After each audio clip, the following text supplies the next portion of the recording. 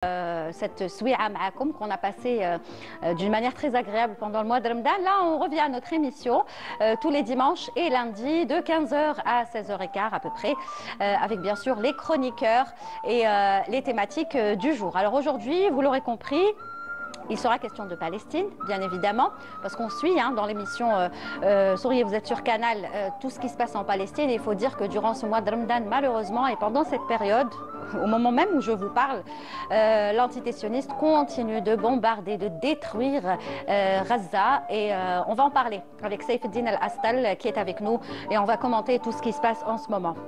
Nous parlons d'un événement aussi qui a eu lieu ici même à Alger, au Palais de la Culture Moufdi Zakaria. Ça s'est terminé hier. Ça a connu un grand succès auprès du public. Même le ministre de la Culture était présent lors de l'inauguration, l'ouverture de cet événement. Il s'agit bien sûr du Games and Comic Dzahir. Vous allez voir une édition, enfin comme toutes les éditions, destinée à cette nouvelle génération, à ces jeunes qui ont beaucoup de talent. En matière de quoi vous saurez tout à l'heure avec nos invités qui sont tous deux co-organisateurs de cet événement qui a bien marché. Le secret justement de la réussite, on leur posera la question tout à l'heure. Nous parlerons également avec Narcisse Youmbi dans la chronique Mama Africa. Enfin, nous rendrons plutôt hommage à un artiste qui nous a tous marqués dans la musique africaine puisqu'il nous a quittés il y a 2 jours de cela. Il s'agit bien sûr de Amadou Bayayoko, plus connu sous le nom de Amadou et Myriam. Rappelez-vous ce duo qui a fait voyager la musique africaine à travers le monde entier. Ils sont venus plusieurs fois ici en Algérie pour participer à différents événements culturels. On lui rendra hommage tout à l'heure à travers la chronique de Narcisse. Et puis le sport, ce sera en dernière partie d'émission avec Mehdi Dahak. Et nous prendrons des nouvelles de nos Verts qui évoluent donc à l'étranger dans la chronique Les Verts du Monde. Voilà, tout est dit. Restez avec nous. On est ensemble, je l'espère, pendant 1h15. Et on va commencer tout de suite l'émission avec Saïfeddine Al-Astal dans la chronique Free Palestine. Saïf, ahla wa sahla. اهلا بك مساء الخير ليليا. Ça va? الحمد لله. نمسوا على l'équipe technique bien sûr comme d'habitude. كل عام وانتم بخير ونو chers téléspectateurs. يعني العيد رمضان عيدنا والحمد لله وربنا يتقبل ان شاء الله منا صيامنا وصلاتنا وعبادتنا ان شاء الله. والجرح مستمر. الجرح مستمر الجرح. Non, ce qui se passe en ce moment, il faut le dire. Enfin, on en parle depuis il y a 2 ans déjà, presque 2 ans, de tout ce qui se passe. Et au moment où on a l'impression que ça va se calmer, ça reprend encore de plus fort. C'est-à-dire c'est encore pire que ce qui s'est encore passé. Surtout pendant ces derniers jours, ce qu'on est en train de voir comme image, c'est juste horrible. Même العقل ما يتقبلوش واش راه صاير في قطاع غزة. في قطاع غزة عموما وفي رفح خصوصا. وطبعا هي كل قطاع غزة مستهدفة طبعا، ولكن رفح تعرضت للحصار مرعب.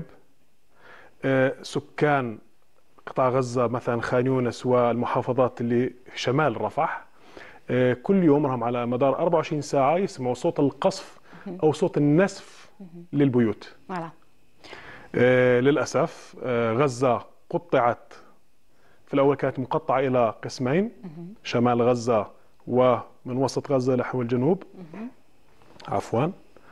الآن مقطعة إلى 4 مناطق. عندنا الشمال طبعا شريط حدودي الشمالي فوق بيت حانون، من بعد عندنا نت سريم اللي يسموه نت سريم اللي هو اصل اسمه المغراقه، احنا اسمه الفلسطيني. وعندنا محور جديد اللي كامل سمعنا عنه اللي هو محور ميراج او موراج، وهي تسميه عبريه. هذه كانت مستوطنه سابقا هناك، غوش قطيف يسموها. هذه تفصل بين رفح وخان يونس. وعندنا محور فيلادلفيا ثاني اللي هو المفروض يكون منزوع السلاح، قام جيش الاحتلال باحتلاله الآن. وفي محور جديد أيضا يتم التحضير له اللي هو بين خان يونس ودير البلح. يعني الآن قسمت قطاع غزة على 4 مناطق. Très bien. قبل ما نخليك تواصل سيف, on est obligé de s'arrêter sur l'une des images parce qu'il y en a tellement. Malheureusement, Soraya certainement va nous montrer cette image. C'est juste horrible. يعني هذا اللي راهو صاير كل يوم. بالضبط. سبيسيالمون هاد لا بيريود من العيد يعني نشوفوا سي امبرسيونون. يعني حتى العقل ما يتقبلهاش. هو تقريبا بدات من 18 مارس تحديدا، يعني لما انتهى تمديد المرحله الاولى من اتفاق التهدئه. صار كما قلت قبيل في البداية في المقدمة تصاعد في عمليات القصف والقتل. طبعا وصولا إلى البارح كانت يوندات سبيسيال للشعب الفلسطيني أو للطفل الفلسطيني والطفولة الفلسطينية. 5 أفريل من كل سنة هو يوم الطفل الفلسطيني، هي اليوم الوطني للطفل الفلسطيني. طبعا الطفل الفلسطيني لما يشوف صورة كما هذه وش من عيد الطفولة، وش من يعني أي طفولة أصلا يا با يعني الطفل الطبيعي في كل العالم يفترض أنه يعيش في أمان مع والديه، يوفر له الغذاء والأمان أقل شيء، والتعليم طبعا. عندنا إحصائيات مرعبة ليليا، يعني لو كان نشوفوا إحنا الآن عدد الشهداء من الأطفال من بعد 7 أكتوبر 2023 لغاية امبارح، عندنا حوالي 19,000 شهيد. يعني أنا هم خلينا نحط الرقم لأنه مش أعداد. حتى الرقم خاطر حنا رانا يعني on sait pas quoi dire devant de telles images. Et ça, ce ne sont que des images. Alors j'ai pas voulu, je vous cache pas, on aurait pu passer des vidéos. Mais c'est horrible. C'est-à-dire on a préféré ne pas passer des vidéos parce que si vous avez le courage de les voir, allez sur les réseaux sociaux et vous en aurez plein les yeux, franchement. C'est pas possible. Donc on a choisi avec la script de passer uniquement des photos déjà qui parlent d'elles-mêmes. Ça veut tout dire quand on voit ces photos. Alors imaginez si c'était des vidéos et si c'était la réalité de ce que vivent les Palestiniens. يعني تفجيرات كما هذه واكثر. لحد البارح عندنا 17,954 طفل شهيد. 17,000 طفل و900 يعني حوالي 18,000. يعني هي الآن أكيد تجاوزت 18,000. من هذا العدد عندنا 876 رضيع نوريسون. 876 رضيع. بأي ذنب قتلوا هذا؟ يعني حتى في الانفجار, enfin, في البومباردement plutôt comme celui-là, quand on voit l'intensité de la fumée qui est laissée, حتى اللي راهو التم يقدر حتى لو كان ما قاسوش هذا البومباردمون يقدر يموت, يقدر يتخنق بهذا الاختناق بهذا الفumée. C'est pas, on peut pas échapper à une telle fumée, c'est pas possible. الاختناق ولون دو شوك ثاني ترميه يطيح حاجه في راسك, حاجه في راسه. تقطع اطرافهم.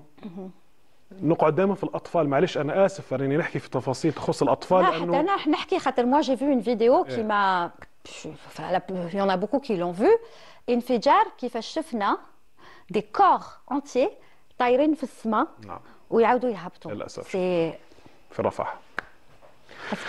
حسبنا الله ونعم الوكيل. حسبنا الله ونعم الوكيل.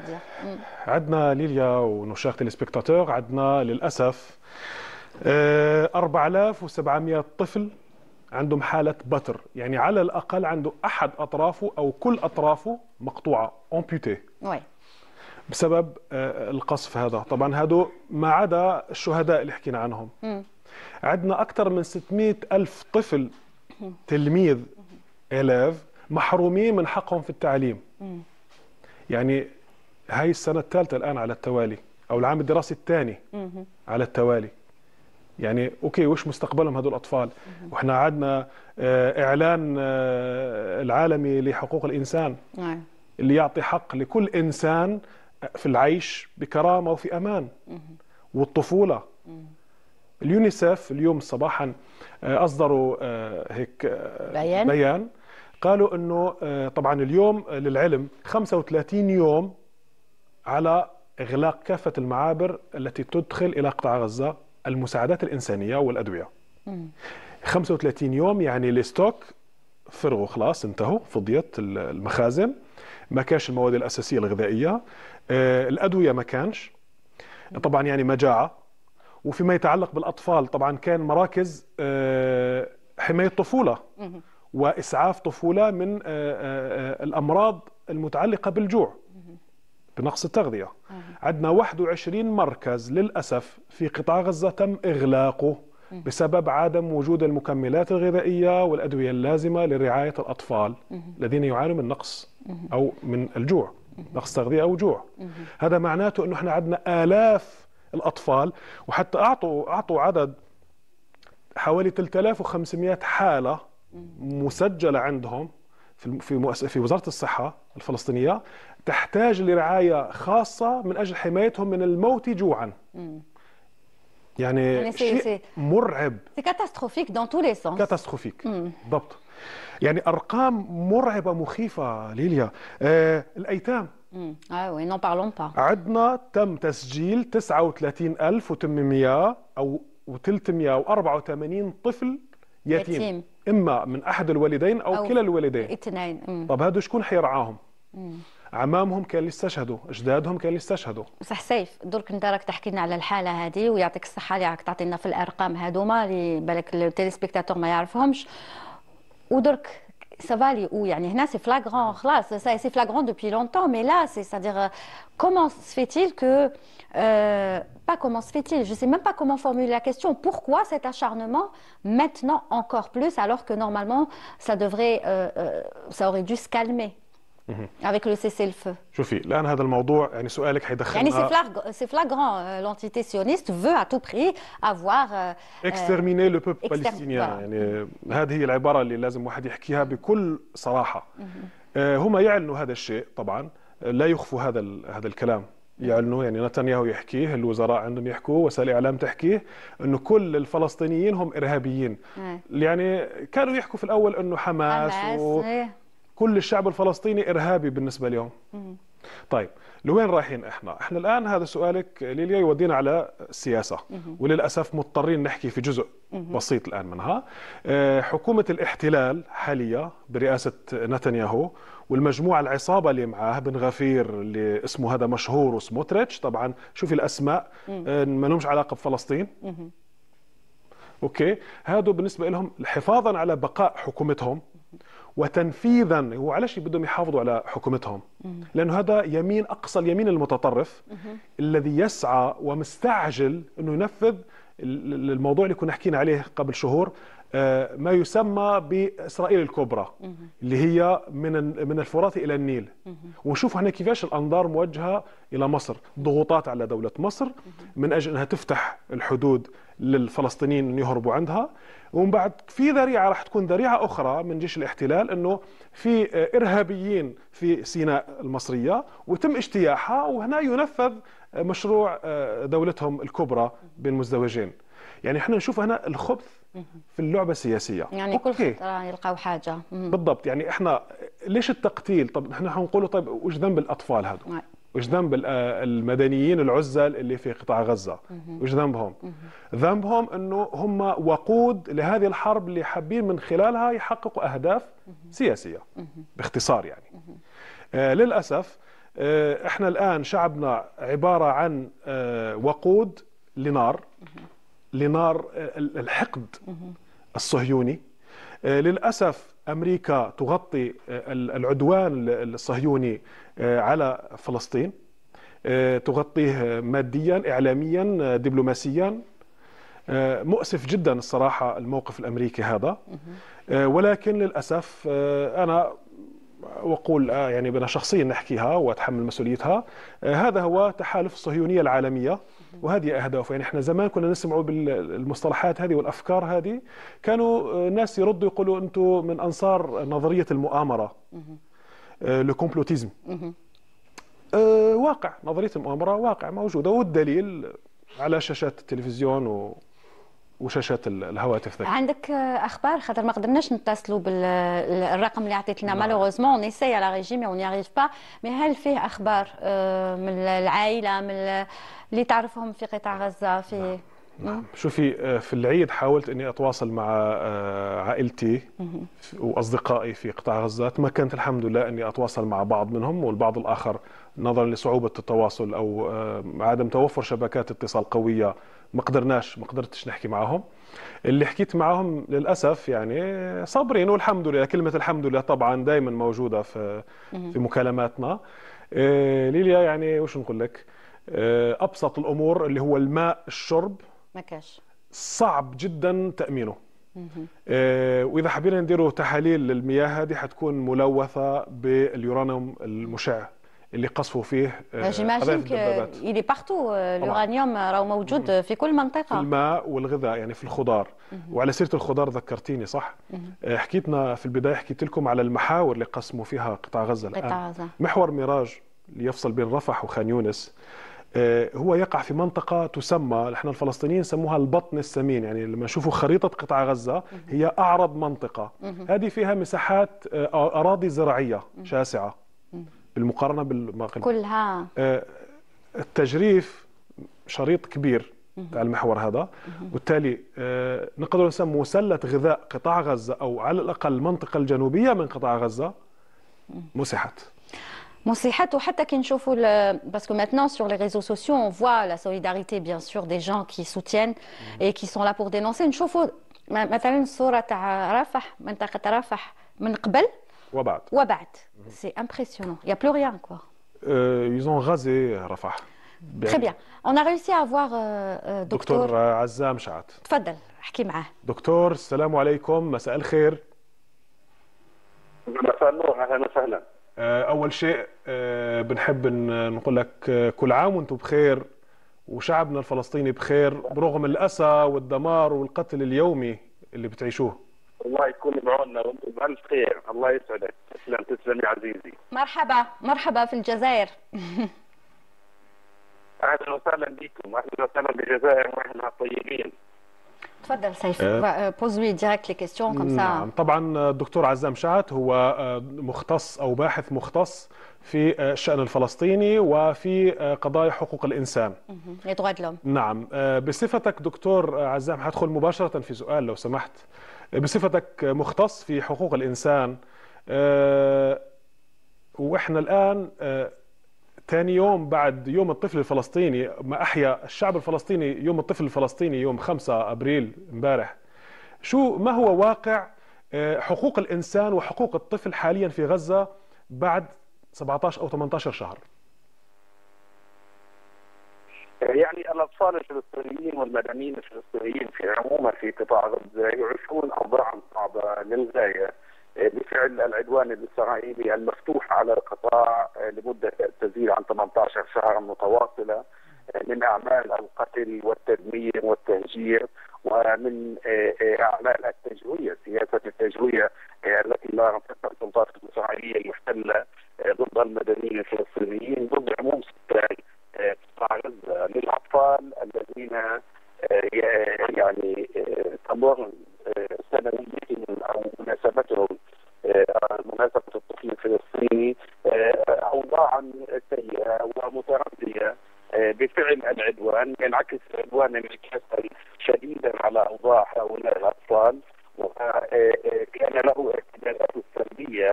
فبدلا من أن يكون هؤلاء الأطفال يعيشوا في بيئة ملائمة وبيئة صحية وعيشا هانئا في أي مكان، أراد الاحتلال الإسرائيلي أن يحول مناسباتهم وأن يحول واقعهم إلى واقع مأساوي.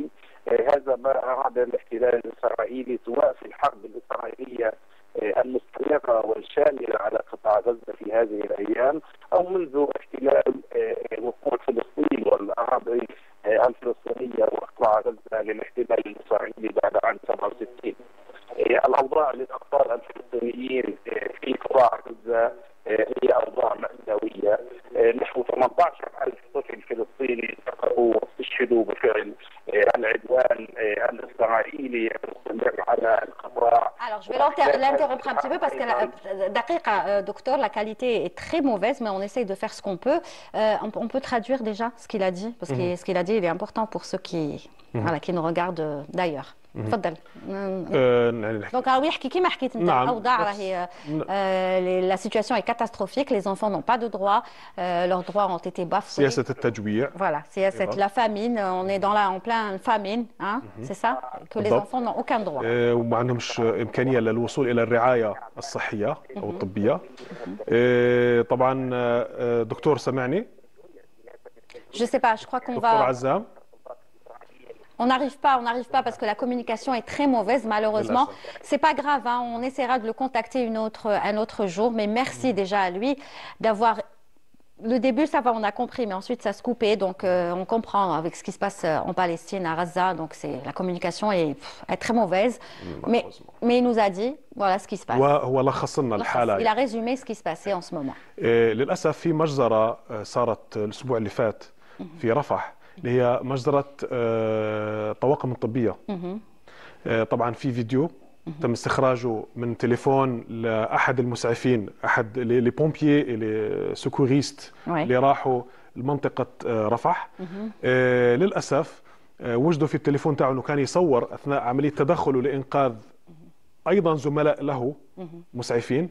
فتم الجنود الصهاينة أطلقوا النار على سيارات الإسعاف لزومبيلونس، وتم استشهاد للأسف 15 مسعف. ووصل عدد المسعفين اللي استشهدوا من 7 أكتوبر إلى غاية المجزرة الأخيرة هذه 1394 شهيد. Eh bien, Allah yarhamhum. Allah fil Jannah, Inch'Allah. En tout cas, voilà, c'est ce qu'on pouvait dire pour le moment. On pourrait dire tellement de choses, mais bon, vous serez là la semaine prochaine et on continuera à parler, bien sûr, de la Palestine, bien évidemment, parce que Palestine,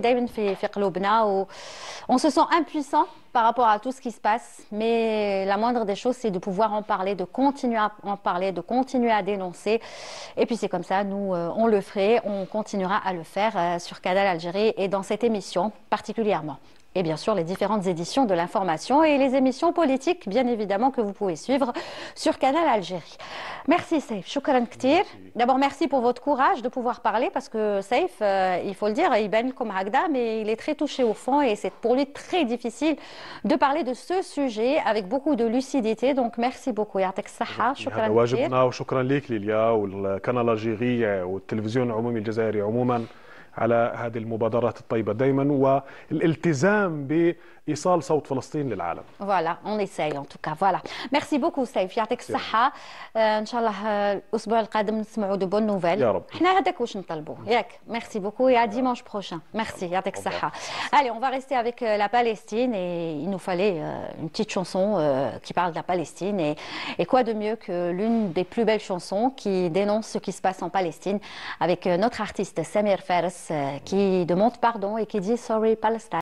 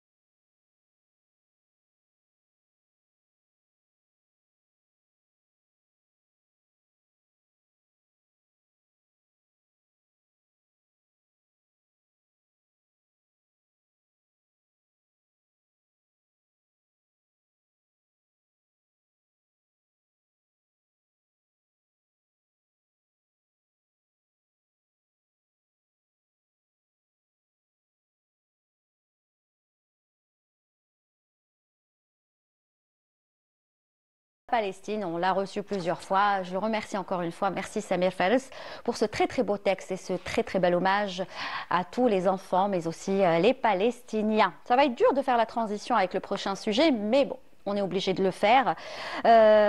Quoique je pourrais trouver une petite transition, parce que c'est ce qu'on souhaiterait. On souhaiterait qu'un événement comme celui que vient de recevoir l'Algérie, et surtout spécialement au Palais de la Culture, puisse avoir lieu, qui sait, un jour en Palestine. Et on serait tellement contents. Et je suis sûre que même eux, ils seraient contents d'aller l'organiser là-bas, parce que ça fera tellement plaisir à cette jeunesse palestinienne qui respire un petit peu la culture, qui aimerait tellement voilà, pouvoir vivre comme tous les autres. C'est ce qu'on dit, on dit Inch'Allah. Alors, on va parler justement de cet événement qui a eu lieu au Palais de la Culture Moufdi Zakaria, qui a connu un franc succès, puisqu'il y avait beaucoup de monde, surtout la jeunesse algérienne. Et il s'agit de la 3e édition du Games and Comic Zaïr. Ils vont nous expliquer de quoi il s'agit, puisqu'ils sont avec nous. Alors, Tamim Riyad Tarlit, bonjour. Bonjour. Merci d'être là. Merci d'être là. Et Amin Sami Nekash également est avec nous, puisqu'ils sont tous deux co-organisateurs de cet événement, n'est-ce pas? Exactement. Alors, le Games and Comic Zaïr. Games, on comprend que c'est jeu, comique, donc c'est quelque chose qui fait rigoler. Zaïr, ça veut dire que c'est 100% algérien.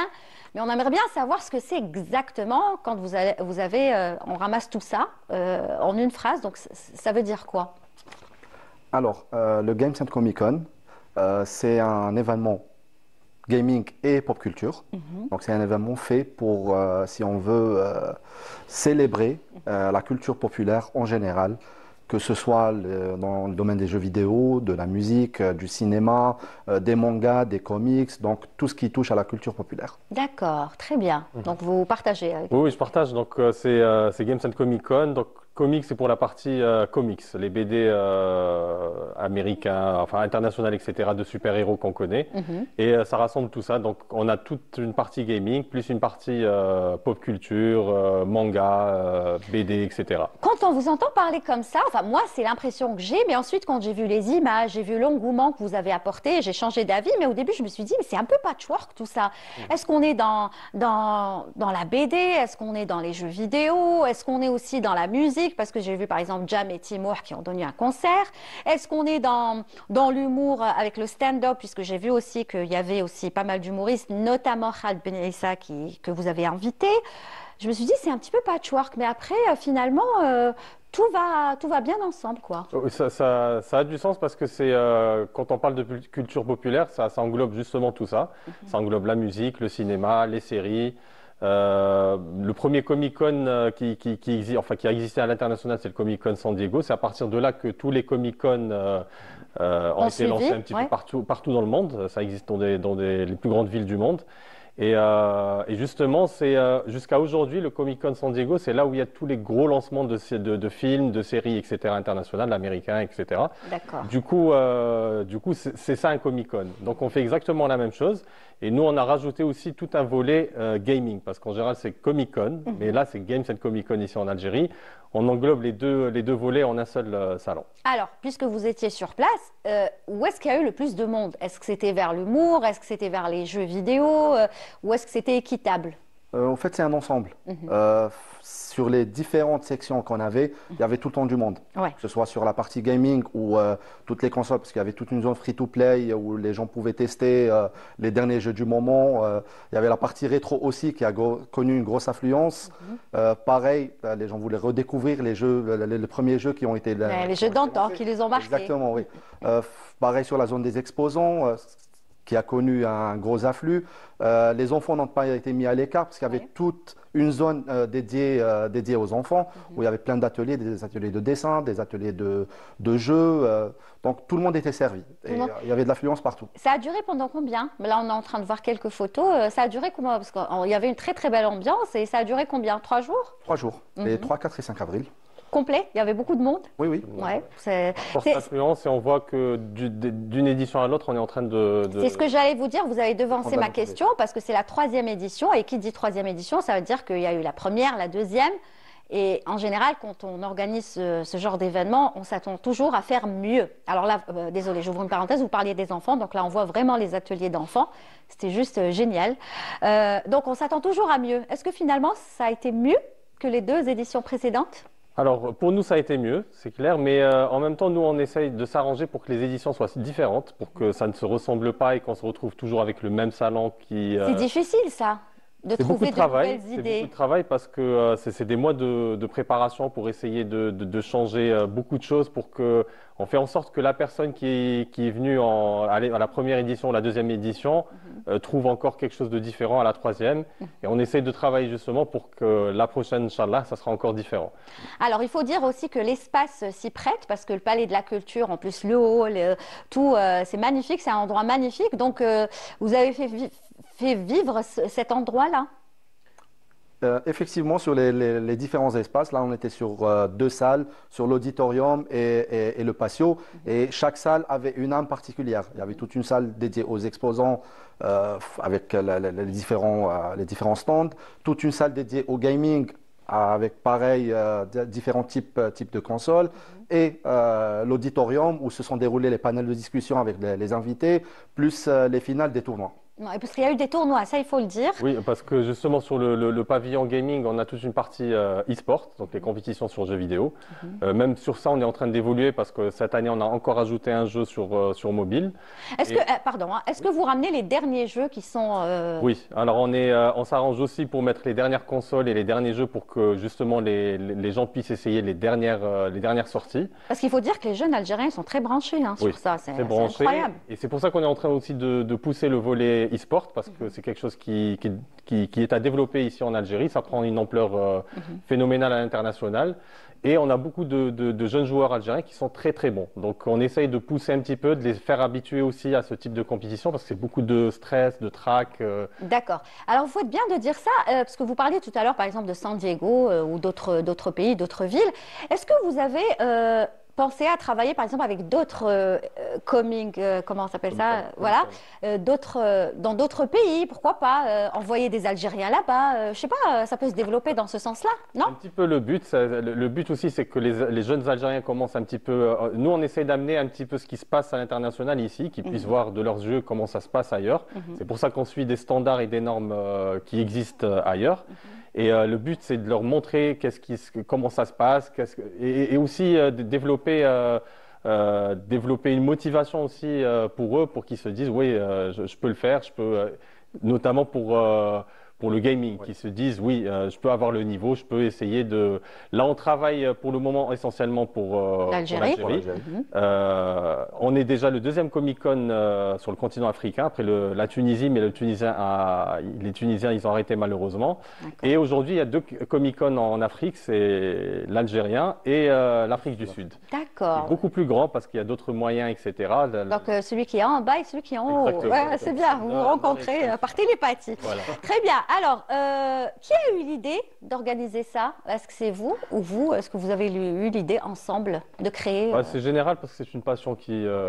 Est-ce que vous êtes tous les deux des amateurs, des amoureux des jeux vidéo On est passionnés avant tout, justement, et c'est de là où est née l'idée d'apporter le Comic-Con en Algérie et de faire découvrir justement ce genre d'expérience. C'est ça, parce que ce genre d'événement, on prend un risque, soit ça marche pas. Donc c'est pas le genre d'événement où vous êtes sûr que ça va vraiment attirer du monde. Mais là, vous avez pris le risque et ça a plutôt bien marché. Au fait, on savait de base que la communauté existait. Ouais. Ils sont là, ils sont à l'affût. Est-ce qu'elle était nombreuse? C'est ça la question aussi. Est-ce qu'elle était nombreuse, cette communauté? C'est un risque à prendre. Ouais, c'est ça, c'est pour ça que je vous ai dit, vous avez pris un risque. On ne peut pas savoir s'ils sont nombreux ou pas si on ne teste pas. Mais justement, sur la première édition, on avait vu que le monde était là. Ils attendaient que ce genre d'événement puisse se produire pour pouvoir s'exprimer, pour pouvoir échanger, pour pouvoir y participer. En tout cas, il y a eu de très très bons échos. Moi, je parlais tout à l'heure de Khaled Ben Issa qu'on salue. Lui, il en a parlé sur sa page Facebook, sur ses réseaux, sur son Instagram. Et il a vraiment fait la promotion de cet événement.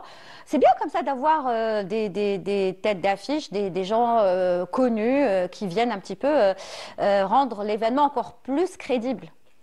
Justement, c'est le principe. Ça fait partie du marketing, du plan marketing. Ça fait partie aussi du Comic-Con, parce que le but aussi, c'est de donner la possibilité au public de rencontrer les acteurs, les gens connus, etc., en chair et en os, de discuter avec eux, de prendre des photos avec eux. Et c'est pour ça que l'édition précédente, c'était plutôt des gens du gaming qui étaient venus. Cette fois-ci, on s'est concentré sur des comédiens. Il y a aussi Ami Daoud qui. Oui, Derhal, hein, il a fait fureur. Franchement, c'était la sensation. Ouais. C'est vraiment c'est ça justement la culture populaire, pop culture. Et le but justement, c'est de faire rencontrer ces gens-là avec le public, qu'ils puissent les rencontrer, leur parler, discuter avec eux, prendre des photos. Alors, vous pensez déjà à l'année prochaine, la prochaine édition ou pas encore? Parce qu'en général, quand je reçois des organisateurs de différents événements, ils me disent dès qu'on termine, automatiquement on se met à penser à la prochaine édition. Effectivement. Parce que le temps passe très vite et il faut bien la préparer, la 4e. Exactement. Bon, pour la 3e, on a eu beaucoup moins de temps pour la préparer parce qu'on a enchaîné. La 2e avait lieu en novembre, donc on a enchaîné directement avec la 3e pour se replacer justement sur nos dates et revenir, Inch'Allah, l'année prochaine sur la même date sur les mêmes dates à peu près. Est-ce que vous pensez à quelque chose de nouveau pour l'année prochaine, puisque vous êtes toujours dans la nouveauté, rechercher la nouveauté? Déjà, nous, on commence à travailler dès maintenant, effectivement, parce que dès qu'on finit, déjà, on commence à réfléchir à la prochaine édition. La première partie du travail, justement, c'est de commencer à voir qu'est-ce qui est en train de se passer, qu'est-ce qui marche, qu'est-ce qui pourrait aussi intéresser les gens. Ouais. Et en général, dès qu'on fixe nos dates, parce qu'on est dépendant des dates des vacances de printemps, on sache exactement où est-ce que ça se situe. C'est bien, vous avez bien choisi la période en plus. C'est le retour du beau temps, on va dire, en général. C'est vrai. Et du coup, en septembre, dès qu'on a les dates, c'est là qu'on démarre tout ce qui est booking artistique, tout ce volet-là, parce qu'il y a tout cet aspect à gérer. Ouais. Et on commence notre phase de communication. Très bien.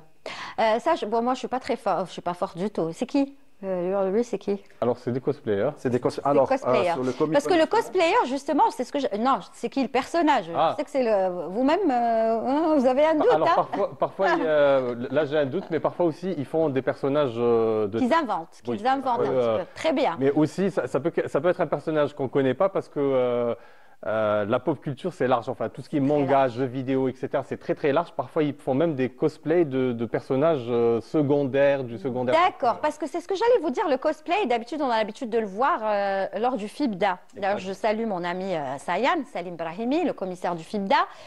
Et là, c'est bien de voir encore qu'il y a du cosplay, qu'il est présent dans d'autres événements. C'est-à-dire que, justement, c'est pour ça que, pour nous, plus il y a de salons, mieux c'est. On ne touche pas exactement les mêmes, la même chose. Mais c'est bien, cosplay, ça a son public aussi. Sur les deux événements. Mais le but, c'est justement qu'il y ait plus d'événements comme ça, parce que vraiment, la communauté est très demandeuse. Et à chaque fois, on nous le dit, c'est-à-dire qu'on veut vraiment avoir ce genre de lieu de rencontre et tout, parce que le Comic-Con, c'est aussi un lieu de rencontre où les gens viennent on l'a vu, discuter, échanger. On l'a vu. Eh ben, je crois qu'on a fait le tour. En tout cas, c'était très bien. Bravo à vous, vous deux et toutes vos équipes, parce que j'imagine que vous êtes nombreux. Ils sont nombreux à travailler dessus. Et on parle aussi de l'organisation, parce qu'il y a eu de bonnes critiques aussi sur l'organisation. Et ça, c'est très important, l'organisation. J'imagine que vous, en tant qu'organisateur, c'est ce que vous visez en premier lieu, que ce soit bien organisé. C'est ça? Oui. Nous, justement, on est dans l'événementiel depuis le début. Enfin, on fait aussi de l'événementiel professionnel et tout. D'accord. C'est vraiment notre métier. Donc, c'est quelque chose. Cœur de métier, on veille aux moindres détails, on essaie d'être là, d'être présent. Donc, on a affaire à des pros, quoi. Très bien. Ils ne veulent pas le dire, je vais le dire à leur place. Qu'est-ce que vous voulez que je vous dise? Je vous souhaite une très bonne prochaine édition. Merci. La 4e. Elle se passera toujours au Palais de la Culture, normalement, ou vous avez changé d'endroit? Normalement, oui. Ça vous a plu? Les deux premières, c'était au Palais de la Culture aussi? Palais de la Culture. Ah, donc vous allez continuer. Pour le moment, on continue. Jusqu'à le faire un jour, pourquoi pas, à la Coupole. On verra. Tellement ce sera. À un moment, si on est obligé de s'agrandir, dans un stade, carrément. Oui. Très bien. En tout cas, allez-y doucement et merci de faire plaisir à toute cette jeunesse. Mais il n'y a pas que la jeunesse, parce que depuis tout à l'heure, je dis les jeunes, mais il y a des personnes beaucoup plus âgées qui adorent ce que vous leur proposez. Ce qui est bien, c'est quand justement on voit des familles entières qui viennent. C'est ça. Donc parents et enfants. C'est un moment de partage entre les membres de la famille. Ils vont un petit peu partout, partagent ensemble. C'est une sortie. Même parler du rétro gaming. Rétro.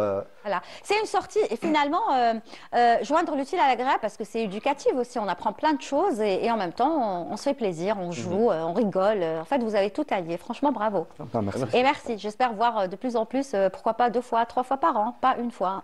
Inch'Allah, on essaiera. Inch'Allah. Merci en tout cas à vous deux. Je rappelle Tamim Riyad Tarlit, mais également Amin Sami Nakash, tous les deux co-organisateurs donc de ce Games and Comic Zaire. Merci beaucoup. Merci à vous. En attendant de vous recevoir la 4e édition. Vous reviendrez, Inch'Allah, avec bien plaisir. sûr. Cette fois-ci, vous reviendrez avant pour l'annoncer, parce que bon, je n'ai pas travaillé, sinon je vous aurais reçu avec beaucoup de plaisir.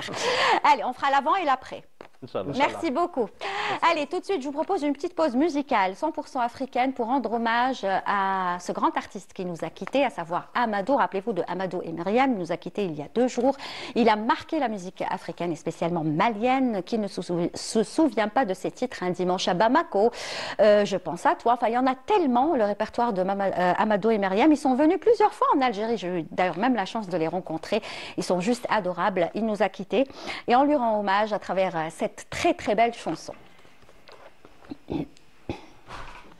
Avec Myriam, bien évidemment. Et pour en parler, pour lui rendre hommage, il fallait le faire, hein, parce que c'est un Africain, tout comme nous, et qui a marqué cette musique africaine dont on est fier. Avec nous, Narcisse Youmbi. Bonjour, Narcisse. Bonjour Lilia, c'est Haïdek. Haïdek, ça va? Nouveau look? C'est un nouveau look, ça? Bon, c'est l'été. C'est le look de... Non, pas l'été, du printemps. Oui. Ça va? Ça va. Vous avez passé un bon mois de Ramadan, très bien. Très bien. En Algérie, hein? Bien sûr. Vous restez en Algérie, c'est bon. Très bien. Alors, on va rendre hommage justement à Amadou, n'est-ce pas? Oui, on va rendre hommage à Amadou, qui est un très grand artiste musical, musicien malien, qui est décédé il y a 2 jours, à l'âge de 70 ans. Donc, on va ouvrir ce chapitre avec ces mots-là en disant que aujourd'hui, c'est une très grande. C'est avec beaucoup de tristesse qu'on ouvre notre chapitre sur l'édition Mama Africa, parce qu'on ne pouvait pas louper cette actualité, Oui. parce que c'est une très grande perte pour l'Afrique. Amadou Bakayoko, qui est un artiste musicien malien, aveugle, et qui a réussi, qui nous a montré que son handicap, le handicap, n'est pas une limite à la création artistique, et qui, avec Myriam, Oui. qui est son épouse, avec qui ils ont 3 enfants, Oui. Ils ont formé un duo incroyable. qui a réussi à conquérir tous les amoureux de musique dans le monde entier. Donc, pour revenir sur l'histoire de Amadou Bakayoko, il est né en 1954, et c'est à l'âge de 16 ans qu'il devient aveugle. Ah, d'accord, ça je ne savais pas. Je pensais que c'était beaucoup plus jeune. Non, c'est à l'âge de 16 ans qu'il devient aveugle. Mais comme on dit souvent, c'est dans l'obscurité que sa lumière intérieure s'est révélée. Et il a donc rencontré Myriam Doumbia, qui est son épouse, Oui. et à l'Institut des jeunes aveugles du Mali. Oui, d'accord. Et voilà, et de leur amour est né un tandem musical unique qui a su conquérir les cœurs du monde entier. C'est aussi un couple ils ont eu pas mal de prix. Ils ont été nominés au Grammy Award. Oui, ça c'est un prix très prestigieux, hein, être nominé au Grammy Award. Oui. Rien que d'être nominé, c'est quelque chose dans sa carrière artistique. Exactement. Et ils ont aussi un prix en France, c'est la musique du monde, si je ne me trompe pas. Ouais, Victoire de la musique de France. Voilà. D'accord. Et voilà, et c'est des gens qui ont une reconnaissance internationale dans tous les festivals. Oui. Alors il faut dire qu'ils sont venus pas mal de fois en Algérie. Je ne sais pas si vous êtes partis ou pas, mais moi je suis partie, j'ai assisté à l'un de leurs concerts et je peux vous dire que c'était juste incroyable. Oui, ils sont venus plusieurs reprises à Alger, invités soit à des festivals ou à des concerts. Oui, il y a eu le festival d'Iwen, par exemple, l'une des éditions, je crois que si je ne dis pas de bêtises, c'était en 2016, où ils étaient déjà venus et franchement, c'était magnifique. Oui, et voilà, les voix chanter, surtout la sincérité que dégage leur texte, la simplicité, la sincérité. Le jeu de guitare aussi. Le jeu de guitare aussi. Et leur tenue.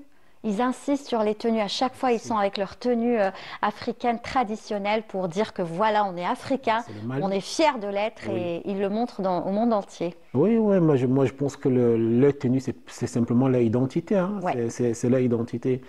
C'est des artistes, c'est un duo qui a mis, comme on dit chez nous, qui a mis d'accord tout le monde. Ouais. C'est-à-dire, ils ont réussi à mettre d'accord tout le monde. C'est des gens qui ont réussi ils sont aimés par tout le monde. Il n'y a pas de raison à ne pas les aimer. Tout à Donc fait. c'est une très grosse perte pour l'Afrique et pour le Mali également. Très bien. En tout cas, vous avez choisi un extrait aussi de l'un de leurs plus grands, si ce n'est leur plus grand succès, parce que qui ne connaît pas Un dimanche à Bamako, Exact. n'est-ce pas? On va regarder un extrait quand même de cette chanson sur laquelle on a tous, enfin, qu'on a fredonné ou dansé ou écouté. En tout cas, c'est une chanson très très connue qui a voyagé dans le monde entier. Chanson bien sûr de Amadou et Myriam, à qui on rend hommage. On rend hommage bien sûr à Amadou, je le rappelle, qui nous a quittés il y a 2 jours de cela, à l'âge de 72 ans, 70 ans, voilà. Et moi je me souviens de cette chanson lorsqu'ils l'avaient chantée, tous les deux, quand ils étaient ici à Alger, je crois que c'était à la salle Ibn Zaydoun ou Ibn Khaldoun, enfin ça remonte quand même. Mais c'est incroyable, dès que les premières notes de cette chanson, toute la salle, là où il y a les Algériens, la salle, ils sont tous levés parce qu'ils attendaient tous. Vous savez, quand on part des fois à des concerts, c'est vrai qu'on aime, on écoute l'artiste et tout, mais on attend une chanson particulière. Exact, ouais. Donc dès que les premières notes de guitare ont commencé, tout le monde s'est levé et franchement, ça leur a fait tellement plaisir. D'ailleurs, ils ont parlé, ils ont dit merci à ce public algérien qui est juste magnifique. Ah, Donc, oui. Et je vais profiter pour faire la transition avec l'héritage qu'il laisse, parce qu'au-delà de la musique et de ses prix, donc il laisse un héritage profond. Voilà. Donc il laisse une musique qui unit, qui rassemble. Et aussi, il faut aussi rappeler une de ses phrases phares qu'il a dit lors d'une de ses interviews, où il dit que la musique est un pont entre les peuples, entre les cultures, et si je ne me trompe pas, pour ne pas me tromper, entre les cœurs. La musique est un pont entre les peuples, entre les cultures et entre les cœurs. Donc ça, c'est une citation c'est quelque chose, c'est un héritage qu'il nous laisse. C'est un message d'amour. Oui, parce que eux-mêmes, c'est ce qu'ils appliquent dans leur parcours musical. C'est ce qu'on retrouve. Les mots que vous avez cités, c'est exactement ce qu'on retrouve dans leur musique. Parce que lui, il a un jeu de guitare qui est juste incroyable, c'est-à-dire, je crois que celui connaît le secret. Dès qu'on écoute les notes, on sait que c'est Amadou qui est en train de jouer. En plus, le duo qu'ils forment, ils se complètent et toutes leurs chansons sont belles. Moi, je vous invite à aller, il n'y a pas que le dimanche à Bamako, où je pense à toi, tout un répertoire de Amadou et Myriam, franchement, il est magnifique. Maintenant, vous avez YouTube, vous avez les réseaux sociaux, vous pouvez aller écouter leur musique. Il y en a tellement des titres. Bon, nous, on en a choisi 2, peut-être les plus connus, mais je vous conseille vraiment d'aller les écouter parce que c'est une véritable thérapie, n'est-ce pas, Narcisse? Oui, et ce que je peux dire, c'est que même si Amadou est parti, ce pont reste. Ce pont reste, parce qu'Amadou nous lègue quand même un patrimoine musical immense, qui fait la fierté du Mali, qui fait la fierté de l'Afrique. Et je pense que pendant tout son parcours, il nous a laissé un bel message d'amour, de fraternité, de vivre ensemble. Je pense qu'actuellement, l'Afrique, on en a besoin vraiment. Donc, je pense que pour cela, on peut lui dire, va et repose en paix, Amadou, tu as vraiment... Et merci pour tout ce qu'il a apporté à la culture. Ces messages d'amour, ces messages de paix, de fraternité, ce dont nous avons grandement besoin. Tout à fait, parce que vous savez, je ne sais pas, vous allez aux États-Unis, ils sont fiers de leur Ray Charles, ils sont fiers de leur Stevie Wonder. Nous aussi, en tant qu'Africains, on est fiers de Amadou, comme on est fiers aussi d'autres artistes. Je pourrais citer chez nous Toufik Raoun, par exemple, qu'on a reçu récemment. Et il y en a plein des comme ça, des artistes qui sont non-voyants, mais qui ont ce don, que ce soit la voix, la musique, la composition. Voilà, ils ont un don. Et ils font plaisir autour d'eux. Donc, on va clôturer en disant merci Amadou pour ce bel héritage et repose en paix. Est-ce que vous avez écouté, avant de clore votre chronique, est-ce que vous écoutiez du Amadou et Myriam? On a grandi avec, on écoutait. Généralement, tu sais, quand on est dans les cas de transport, parce que sa musique, elle est apaisante. Dans les cas de transport, généralement, on met ce genre, on met parfois des musiques, parfois, dans mon pays au Cameroun, il y a des longs trajets, on met parfois des musiques. Donc, j'ai écouté. Parce que lui, c'est vrai qu'il est malien, mais il est écouté dans toute l'Afrique, tout le continent. Il a été invité en Algérie plusieurs fois, il a fait tous les festivals dans le monde entier. C'est une musique universelle. Et en plus, leur histoire et leur couple, ils ont 3 enfants, il faut rappeler ça. Et j'ai lu, Myriam, elle est très forte. Sa femme, elle est très forte. Il est mort suite d'un malaise. Il était malade, on l'a ramené à l'hôpital et voilà, c'était son jour, c'était son destin. Et sa femme a accepté. Elle a dit voilà, elle est seule, mais voilà, elle doit continuer tout seule. Donc, ça va être dur pour elle de continuer, je pense, parce qu'ils ont toujours formé un duo. Après, va-t-elle continuer dans la musique ou pas seule? Seul l'avenir nous le dira, mais je ne sais pas, moi j'ai l'impression qu'elle ne va pas continuer, je ne sais pas pourquoi. Normalement, ces obstacles, c'est aujourd'hui, si je ne me trompe pas. C'est aujourd'hui ces obstacles. Je n'ai pas pu trouver les images de ces obstacles, voilà, mais je sais quand même il a reçu des hommages, sa femme a reçu des hommages de tous les grands artistes du monde entier. Parce qu'ils ont voyagé dans le monde entier, ils ont participé à plein de festivals, ils sont connus, Amadou et Myriam, aujourd'hui, je le disais depuis tout à l'heure, dans le monde entier, donc ça reste vraiment une référence. Je ne sais pas si nous, en tant qu'Africains, on en a conscience ou pas, mais c'est vraiment un couple qui a représenté tout le continent, parce que c'est vrai qu'ils représentent leur pays, le Mali en premier lieu, mais ils représentent aussi toute l'Afrique dans le monde entier. C'est une fierté africaine. Ce sont des ambassadeurs de la musique africaine. Exactement. Et c'est pour ça que je tenais à ce qu'on lui rende hommage aujourd'hui. Donc j'étais d'accord avec vous. On s'est concerté, on s'est dit il faut lui rendre hommage. Surtout qu'ils sont venus en Algérie en plus, et pas une seule fois. Donc ils sont venus plusieurs fois. Ils adorent ce pays. Donc le public algérien a été très réceptif par rapport à la musique. Ce matin, je me rappelle quand je sortais, j'ai parlé à ma voisine et je lui disais qu'aujourd'hui je vais parler de Amadou et Bakayoko dans ma chronique. Elle a dit ah oui. Un dimanche à Bamako, c'est une maman âgée. En fait, c'est le premier titre qui nous revient tout de suite. Elle se dit, oh oui. Donc voilà, c'est quelqu'un qui était quand même connu en Algérie, ce qui est un peu rare quand même pour certains artistes africains. Voilà, mais lui, il a réussi, pour montrer que c'est quelqu'un quand même qui a réussi à faire porter sa musique, même dans des... Voilà. Au-delà. Oui, au-delà des frontières de l'Afrique et du Mali surtout. J'imagine que le Mali est en deuil après. Ça doit être un deuil national, ça c'est sûr. Après la perte de Mamadou. C'est un deuil national, ça c'est clair. C'est évident. Est-ce que vous avez des amis maliens que vous avez appelés, que vous avez contactés? Évidemment, c'est ça qui fait l'actualité au Mali maintenant. C'est ça qui fait l'actualité au Mali, oui. Qu'est-ce que vous voulez rajouter pour clore? Ça y est, vous avez tout dit? Ce que je vais rajouter pour clore, c'est peut-être si on pouvait repasser une autre de ces musiques. Ah, vous pouvez.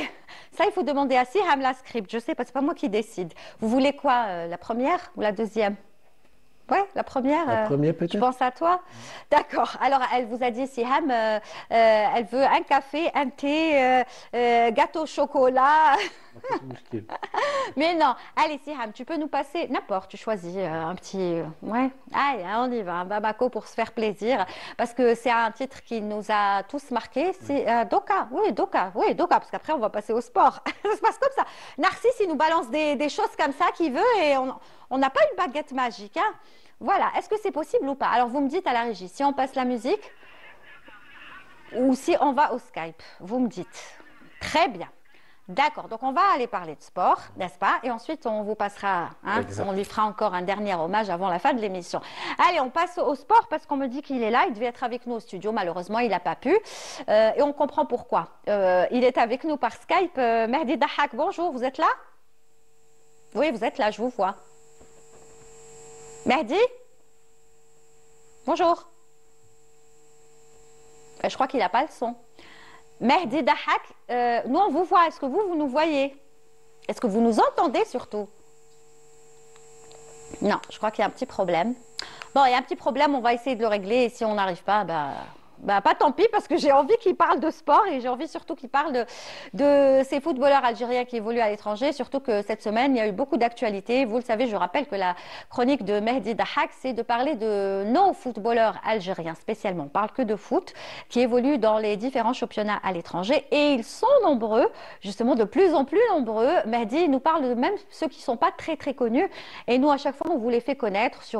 On parle de leur exploit, des buts qu'ils ont marqués lors de leur championnat.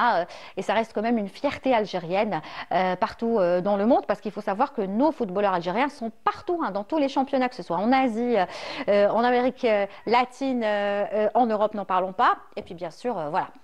Il est là, Mehdi? Bonjour Mehdi, vous nous écoutez? Ah voilà, vous me rassurez, j'ai eu peur, je dis on va pas parler de sport aujourd'hui. Ça va Mehdi? Ça va très bien et vous? Alors comment s'est passé Ramadan? Très bien, je vais juste ouvrir une petite parenthèse. Ça va votre sœur? Ça va, bientôt, Inch'Allah. Bientôt, Inch'Allah. Vous allez être oncle alors? Inch'Allah. Belbaraka. Voilà, vous l'embrasserez de notre part. Ça nous a manqué d'avoir des nouvelles de nos footballeurs algériens. Oui, ils ont joué quand même pendant Ramadan, même si on n'était pas là présent pour l'émission. Ils ont joué notamment l'équipe nationale, qui a joué des matchs importants. On va parler de certains joueurs qui ont brillé durant cette période-là aussi. D'accord. Et aujourd'hui, comme d'habitude, vous allez nous donner des nouvelles donc de nos footballeurs algériens. Et vous allez commencer par... ça va, ça s'est bien passé pour eux cette semaine ou vous allez nous donner quoi? L'actu de la semaine? On va parler de l'actu de la semaine, bien sûr, et de l'actu plus globale de nos joueurs. Alors, on va commencer par une bonne nouvelle déjà. Alors, je ne sais pas si vous avez la photo, parce que j'ai pas le retour. Alors, c'est un joueur qui s'est blessé en début de saison. C'est le fils de notre star, Rachid Belloumi, Béchir Belloumi, Oui. qui a fait un très beau début de saison en Angleterre à Hull City, en deuxième division anglaise. Il avait marqué 2 buts. Et puis, le 5 novembre, il s'est blessé gravement. Il s'est fait une blessure au ligament croisé. Donc, il a dû se éloigner pendant plusieurs mois. Donc, ça fait 5 mois d'éloignement. Et là, la bonne nouvelle, c'est qu'après 5 mois, il revient dans son club et il espère bientôt pouvoir jouer d'ici la fin de la saison, au moins quelques matchs avant que la saison ne se termine. Mais voilà, c'est une bonne nouvelle quand même pour lui qu'il revienne après sa grave blessure. Très bien, donc on a vu la photo, c'est bon, donc bonne nouvelle pour Belloumi, le fils bien évidemment, qui apparemment est en pleine forme selon Mehdi Dahak. Il était en pleine forme au début de saison et on espère qu'il va revenir à sa meilleure forme parce que c'est vraiment un joueur d'avenir, on l'espère bientôt. Très bien. Alors ensuite, je veux parler d'un autre jeune joueur qui s'appelle Anis Hadj Moussa. Lui, il ne s'est pas blessé gravement, heureusement pour lui. Il joue aux Pays-Bas, comme vous avez dit, on a des joueurs un peu partout. On est en Angleterre, là on est aux Pays-Bas. Il joue à Feyenoord. Alors on avait parlé beaucoup de lui dans l'émission parce qu'il avait marqué notamment contre Manchester City en Ligue des Champions et tout. Et il a eu une petite période où il n'a pas beaucoup marqué et là il revient bien. Il a marqué depuis la fin de Ramadan, il a marqué 3 buts, ou 2 buts et une passe, dans un but contre l'équipe de Groningen aux Pays-Bas. Donc voilà, on est très content pour lui. C'est un joueur de 22 ans qui est très suivi aussi. On parle beaucoup de clubs, de grands clubs, notamment Liverpool et tout. On parle beaucoup d'un possible transfert pour lui en fin de saison. Donc on est content qu'il revienne. Il a marqué 2 buts cette semaine. En tout cas, on voit sa joie sur la photo. Hein. Il ne la cache pas. Il est très heureux de marquer. Il avait marqué un très beau but. Très bien. La prochaine photo, le prochain footballeur, troisième. Enfin, un joueur qui a marqué. Alors lui, il joue en Arabie Saoudite. Voilà. On change encore de continent. C'est Saïd Benrahma. On le connaît bien en sélection, mais évidemment. Ah, ils ont poussé ses cheveux, hein, Mehdi. Ils ont poussé un peu, oui, exactement. Et donc lui, il est avec un coéquipier à lui sur la photo. Il joue à Neom, un petit club, enfin un nouveau club, on va dire, en Arabie Saoudite, qui joue en deuxième division, mais qui est très ambitieux. C'est un club qui va monter en première division là dans quelques semaines. C'est bon, ils ont quasiment assuré leur accession. Il a marqué Benrahma 2 très beaux buts cette semaine avec eux, des tirs de loin. Et donc voilà, donc on est très content pour lui, d'autant plus qu'il a été en sélection récemment. Il y a eu un peu des gens qui disaient pourquoi est-ce qu'on appelle un joueur qui est en deuxième division. Bon, il a montré qu'il est quand même encore en forme. Et c'est un club ambitieux dans lequel il est parce qu'il va être bientôt rejoint par une star de la Premier League qui est Kevin De Bruyne, l'ancien coéquipier de Riyad Mahrez à Manchester City. Il y a de grandes chances qu'il rejoigne le club de Benrahma en Arabie Saoudite. Voilà. Donc Benrahma, il a marqué 2 très beaux buts cette semaine. Très bien, encore un footballeur qui réussit et c'est ce qu'on souhaite à tous les autres. Le prochain, le quatrième. Alors, le prochain, il est nominé pour un prix. Alors, il n'est pas tout seul. Alors, lui, c'est Amin Gouiri. C'est l'attaquant algérien de l'OM qui joue à Marseille. Bon, malheureusement, il ne pourra pas jouer ce soir contre Toulouse parce qu'il est blessé. Mais il a été sélectionné pour le prix Marc-Vivien Fouet. Marc-Vivien Fouet, c'est un ancien joueur camerounais qui est décédé sur un terrain. Et depuis, pour lui rendre hommage, le meilleur joueur africain qui joue en France, il reçoit chaque année le prix Marc-Vivien Fouet. Et donc, il y a 2 Algériens cette année qui sont nominés. Donc, c'est Amin Gouiri et Imad Adli. Voilà, Imad Adli, donc voilà. D'accord. On espère pour eux qu'ils vont décrocher ce prix-là, l'un d'entre eux, qu'ils décrochent ce prix-là. Inch'Allah, ça vous a fait réagir hein, quand il a dit Cameroun, le prix Oui, c'est un international camerounais qui est décédé en plein match. D'accord. À Lyon. À Lyon, c'était avec l'équipe du Cameroun, je crois. C'était la Coupe des Confédérations. Exactement, oui. D'accord, ça vous a parlé. Hein. Là, on parle du Cameroun. Hein. C'était beaucoup d'émotions. Tous ceux qui suivent le football ont été marqués par cet événement tragique. Hein. Très bien, très bien. Alors, on leur souhaite alors de remporter le prix, j'espère, en tout cas. On espère bien, voilà. Allez, prochain footballeur, Mehdi. Alors, un autre joueur qui a brillé aussi avec la sélection là, durant le mois de Ramadan, c'est Hicham Boudaoui. Il a fait 2 excellents matchs contre le Botswana et le Mozambique. Et c'est un joueur qui est vraiment, maintenant il a 25 ans, il est vraiment arrivé à pleine maturité. On parle beaucoup de ses performances, même en club. Récemment, il y a des statistiques qui sont sorties sur lui. C'est l'un des joueurs qui a l'un des milieux de terrain, le milieu de terrain le plus rapide du championnat de France. Il joue à Nice. Il est vraiment très très bon dans beaucoup de domaines. Et ce week-end, il a été passeur contre Nantes. Il a une très belle action. Il récupère un ballon au milieu. Il monte sur 30 mètres et il donne la balle à son adversaire. Voilà, c'est un joueur vraiment, on est très content pour lui parce que ça fait longtemps où il n'a pas vraiment eu sa chance en sélection, chaque fois il était blessé. Et là, il enchaîne et on a l'impression qu'il a passé un cap, Hicham Boudaoui. Très bien, donc on risque de le voir en sélection prochainement. Ah, je pense qu'il a pris sa place, il est en train vraiment d'assurer sa place en sélection comme titulaire pour l'avenir. Très bien. La dernière photo, je pense que c'est la dernière. La dernière photo, voilà, exactement. La dernière photo, alors c'est un rendez-vous, c'est dans quelques minutes. C'est aussi la grande star de l'équipe d'Algérie, c'est Mohamed Amin Amoura, qui a marqué 5 buts durant le mois de mars contre le Botswana et le Mozambique. Il a marqué 5 buts et donc ça a fait beaucoup parler de lui. Et là, on parle même de sa cote de transfert qui a augmenté. Il vaut maintenant au moins 32 millions d'euros selon les cotes. Et donc voilà, c'est un joueur qui est très suivi par beaucoup de grands clubs en Europe. On est très content pour lui. Et pour les amateurs de football, on leur donne rendez-vous dans quelques minutes à 16h30 heure algérienne, 17h30 heure française et en Allemagne. Il va jouer, ce sera Union Berlin contre Wolfsburg et on espère voir un joli but ou plusieurs jolis buts de Mohamed Amin Amoura. Alors justement, en parlant de Amoura, Mehdi, est-ce qu'il y a des clubs comme ça qui veulent l'avoir maintenant ou pas? Oui, évidemment. Alors, il y a beaucoup de clubs. Alors, on parle de clubs en Allemagne, évidemment, parce qu'il joue en Allemagne. Il joue dans un club moyen en Allemagne qui s'appelle Wolfsburg. Et donc, il y a des grands clubs, comme Dortmund, comme le Bayern, qui peuvent être intéressés par lui. Mais il y a aussi des clubs en Angleterre qui s'intéressent beaucoup à lui. Et donc, il y a beaucoup de clubs qui sont intéressés. Donc, je pense que d'ici peu de temps, on va entendre parler d'offres concrètes de clubs, notamment en Angleterre. Même le joueur lui-même, il rêve beaucoup d'Angleterre, il a envie d'aller jouer en Angleterre. Ah bon? Et pourquoi pas, on pourrait le retrouver. Oui, on pourrait le retrouver. C'était l'un de ses projets. C'est un joueur très ambitieux, il a que 23 ans, très ambitieux. Et il a vraiment tracé un plan de carrière, comme on dit. Il est parti d'Algérie, de Sétif. Lui, il est de Gige, il a commencé à l'entendre de Sétif. Il est parti en Belgique. Il a fait en Suisse, pardon. Ensuite, il est parti en Belgique, là en Allemagne, et maintenant. L'idée, c'est de monter à chaque fois et il espère maintenant d'arriver en Angleterre. Justement, vous avez certainement, j'imagine que même vous étiez au stade, vous êtes parti au dernier match de l'équipe nationale à Tizi Ouzou? Je devais partir à Tizi Ouzou et au dernier moment, j'ai dû annuler. C'était vraiment le match en soirée, donc c'était un peu compliqué. D'ailleurs, j'aurais adoré y être parce que c'est un stade magnifique. On a vu le drapeau qui a été déployé, c'était extraordinaire, il y avait vraiment une ambiance magnifique. Malheureusement, j'ai pas pu y aller, mais bien sûr, j'ai observé le match. Alors, c'est ce qui m'intéresse. Vous avez regardé le match et comment vous avez trouvé Amoura, qui n'a reçu que des éloges? Bon, après, vous nous parlerez des autres, mais là puisqu'on parle de Amoura, comment vous l'avez trouvé? Alors en fait, on a un duo d'attaque, Amoura et Gouiri, qui est vraiment extraordinaire parce que ce sont des joueurs qui peuvent jouer sur tous les fronts tout le front de l'attaque, peuvent jouer devant, à gauche, à droite. Et c'est très compliqué pour les défenseurs adverses de savoir où est-ce qu'ils jouent parce qu'ils peuvent vraiment inverser à chaque moment. Et globalement, toute l'équipe a été très bonne contre le Mozambique. C'est un match vraiment crucial. Et même Riyad Mahrez, on a retrouvé du très bon Riyad Mahrez. Donc voilà, toute l'équipe était bien. On a parlé aussi de Boudaoui, mais évidemment, Amoura, c'est sa pointe de vitesse qui a été exceptionnelle. Même le match juste avant, 3 jours avant, au Botswana, on a joué à 14h, c'est vraiment des conditions très compliquées. Et en deuxième mi-temps, il a marqué 2 buts, c'était extraordinaire. Et là, bien sûr, pour Mozambique, 3 buts, donc 5 buts en 2 matchs. Je peux vous dire qu'il n'y a pas beaucoup de joueurs qui en marquent comme ça en sélection. Donc finalement, on est qualifié, c'est bon pour la Coupe du Monde ou pas encore? Ne vendons pas la peau de l'ours avant de l'avoir tué. Mais bon, est-ce qu'il ne reste que des formalités? Non, on peut pas dire ça. On peut pas dire ça. Et on est bien parti, on est en bonne position. Maintenant, il faut vraiment continuer à assurer les prochains matchs, notamment un match contre la Guinée qui nous a battus. C'est quand Mehdi? Alors ça va être, c'est compliqué. Le programme, ça va être à partir en juin. Il y aura des matchs amicaux, donc ce sera en septembre, octobre, novembre.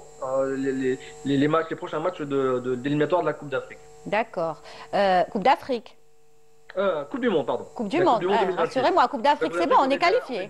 On est déjà qualifié. Ah, classe, ok, d'accord. Vous m'avez fait peur, hein, parce que je me suis dit peut-être que Anna m'a dit mais c'est ça, on est qualifié pour la Coupe d'Afrique, voilà. Coupe du Monde. Mais je suis là. Le prochain match de l'équipe nationale sera en juin contre la Suède. Donc on a déjà joué contre eux il y a 2 ans et on va rejouer contre eux au mois de juin, dans 3 mois. On sera fixé quand sur la qualification à la Coupe du Monde? Au prochain match ou pas encore?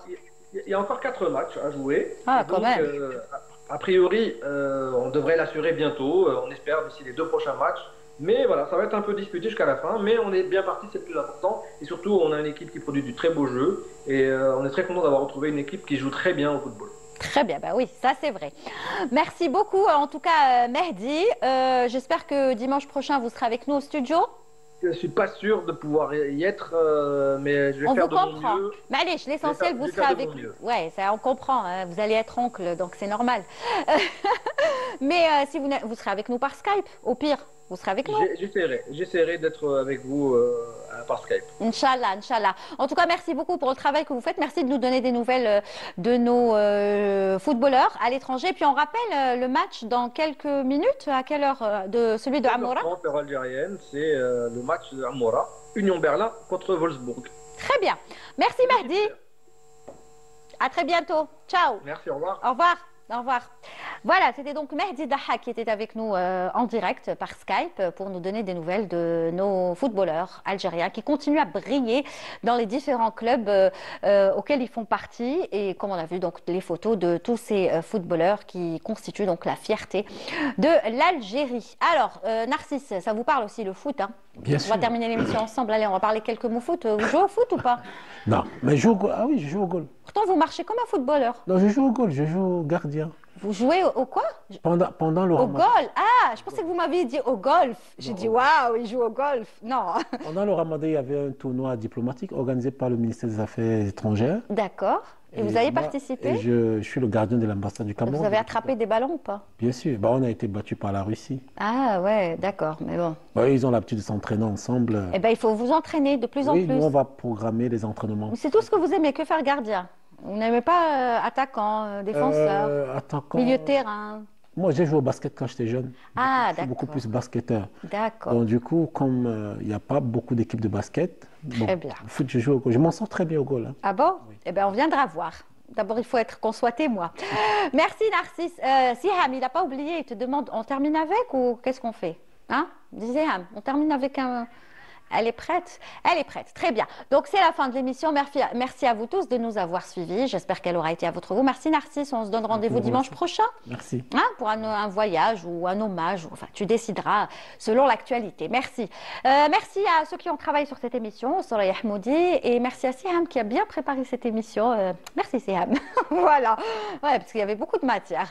Merci beaucoup, on se donne rendez-vous demain à 15h avec d'autres invités et les chroniques du lundi. Bonne journée et n'oubliez pas, souriez, vous êtes sur Canal. Au revoir.